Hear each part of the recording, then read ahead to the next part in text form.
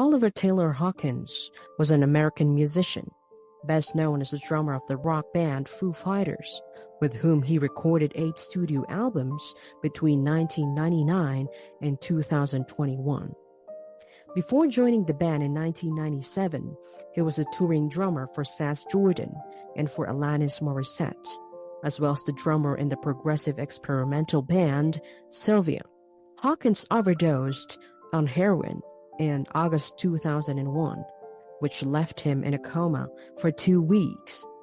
Hawkins' bandmate and best friend Dave Grohl was beside his hospital bed in London for 2 weeks until he woke up.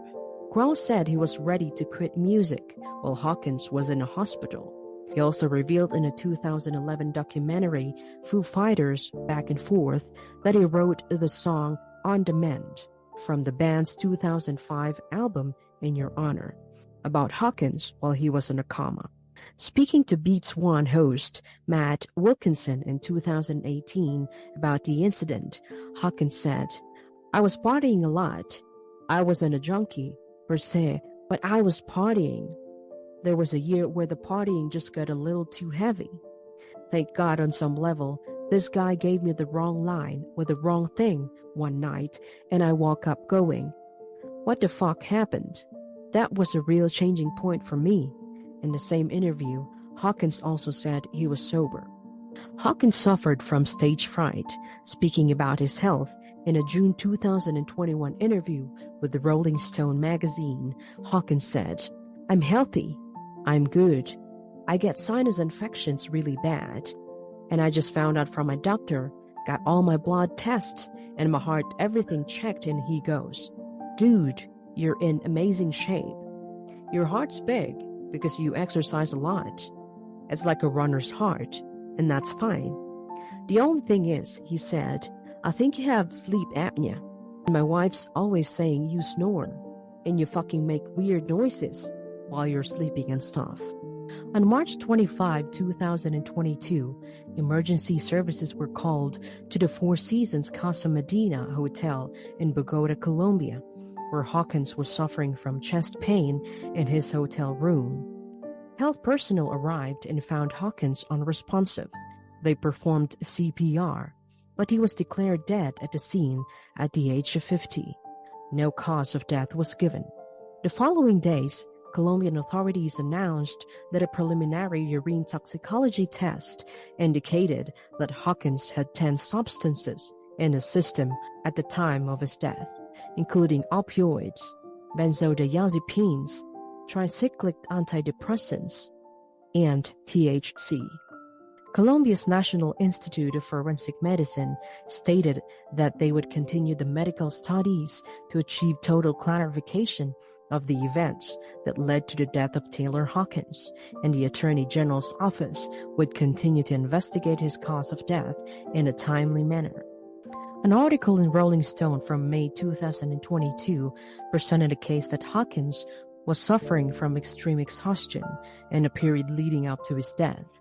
However, 2 of the interviewees, Chad Smith and Matt Cameron, have since disavowed the article, stating that they were quoted out of the context and that their comments were misrepresented.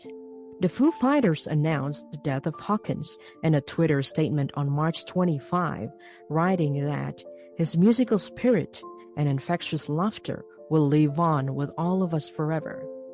On March 29, the band canceled all their upcoming shows. On the night of his death, Hawkins was scheduled to perform with the Foo Fighters at the Stereo Picnic Festival in Bogota as part of their ongoing South American tour. The festival stage was turned into a candlelight vigil for Hawkins. Miley Cyrus, who had worked with Hawkins on her 2020 album Plastic Hearts, dedicated her Brazil's Lollapalooza performance to him.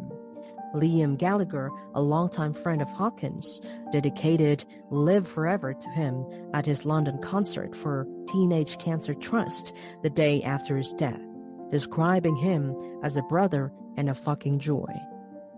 Elton John, who had worked with Hawkins on his album, The Lockdown Sessions, dedicated a performance of Don't Let the Sun Go Down on Me to him.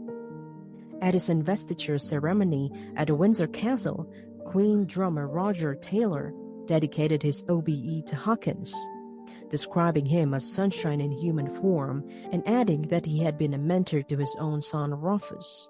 At the New Orleans Jazz and Heritage Festival, the Red Hot Chili Peppers drummer Chadsmith used a drum kit with Taylor written on it. At the end of their set, Smith made a speech dedicated their performance to Hawkins. On April 3, 2022, the 64th Grammy Awards paid tribute to Hawkins with a brief montage of blended interviews and backstage home videos with live footage, ending in an audience sing-along of the Foo Fighters' 1998 single, My Hero. Billie Eilish paid tribute during her Grammys performance wearing an oversized t-shirt with a picture of Hawkins' face on the front and his last name in capital letters printed on the back.